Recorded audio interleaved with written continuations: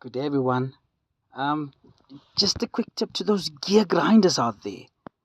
Um, this normally occurs immediately after you have started your vehicle.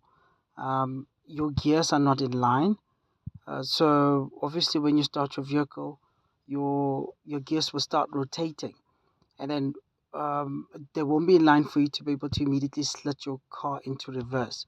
So, just a quick tip.